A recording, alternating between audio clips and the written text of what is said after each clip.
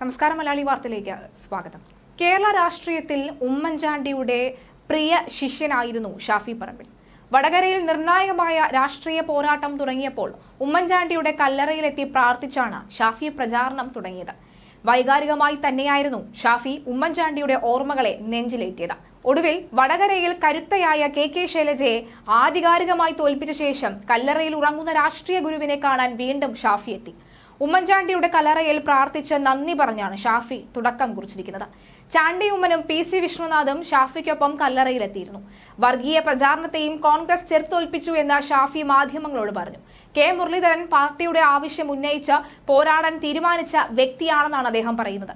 പാലക്കാട് നിന്നും വടകരയിലെത്തി ഷാഫി പറമ്പിൽ നേടിയത് കരുത്തുറ്റ വിജയം. CPM-ന് സ്വാധീനമുള്ള മണ്ഡലം തിരികെ പിടിക്കാനാണ് LDF സ്ഥാനാർത്ഥിയായി കെ ശൈലജ ടീച്ചർ തന്നെ എത്തിയത്. കെ മുരളീധരൻ ഒപ്പത്തിനൊപ്പം നിന്ന് മത്സരിക്കാൻ കഴിയുന്ന ശക്തയായ നേതാവാണ് കെ ശൈലജ ടീച്ചർ. എന്നാൽ അപ്രതീക്ഷിതമായി കെ മുരളീധരൻ തൃശൂരിലേക്ക് പോയതോടുകൂടി വടകരയിൽ നറുക്കു വീണത് ഷാഫി പറമ്പിലിനാണ്. വടകരയിൽ അപരിചിതത്വത്തിന്റെ യാതൊരു ലാഞ്ചനയുമില്ലാതെ ഷാഫിയും കൂട്ടരും പ്രചാരണത്തിനിറങ്ങി. ചുരുങ്ങിയ സമയം കൊണ്ട് വടകരയിൽ തീർത്ത ഷാഫി തരംഗമാണ് വോട്ടുകളായി പരിണമിച്ചത്. ഷാഫി പറമ്പിൽ നേടിയ ആകെ വോട്ടുകൾ 5,57,528 ശൈലജ ടീച്ചർക്ക് ലഭിച്ച ആകെ വോട്ട് 4,43,022 NDA സ്ഥാനാർത്ഥി പ്രഫുൽ കൃഷ്ണൻ നേടിയ വോട്ടുകൾ 1,11,979. കണ്ണൂർ ജില്ലയിലെ 2 നിയമസഭാ മണ്ഡലങ്ങളെയും കോഴിക്കോട് ജില്ലയിലെ 4 നിയമസഭാ മണ്ഡലങ്ങളും അടങ്ങുന്നതാണ് വടകര ലോക്സഭാ മണ്ഡലം. കണ്ണൂർ ജില്ലയിലെ തലശ്ശേരി, കൂത്തുപറമ്പ് എന്നീ നിയമസഭാ മണ്ഡലങ്ങളും കോഴിക്കോട് ജില്ലയിലെ കുറ്റിയാടി, നാദാപുരം, കൊയിലാണ്ടി, പേരാമ്പ്ര എന്നീ നിയമസഭാ മണ്ഡലങ്ങളുമാണ്.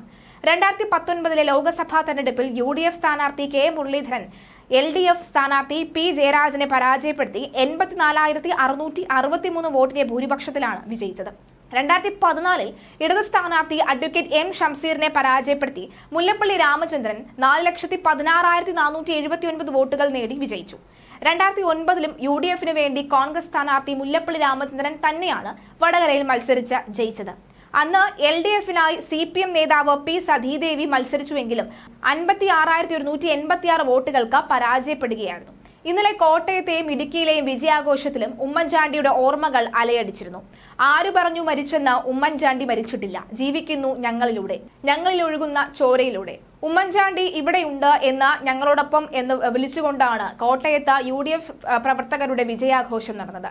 ആദ്യ അവസാനം നിലനിർത്തിയ വലിയ ഭൂരിപക്ഷത്തിന്റെ പിൻബലത്തിൽ കെ ഫ്രാൻസിസ് ജോർജ് വിജയക്കൊടി പാർപ്പിച്ചപ്പോൾ ഉമ്മൻചാണ്ടിയെ ഓർത്തും വാഴ്ത്തിയും അണികൾ മുദ്രാവാക്യം വിളിക്കുകയായിരുന്നു.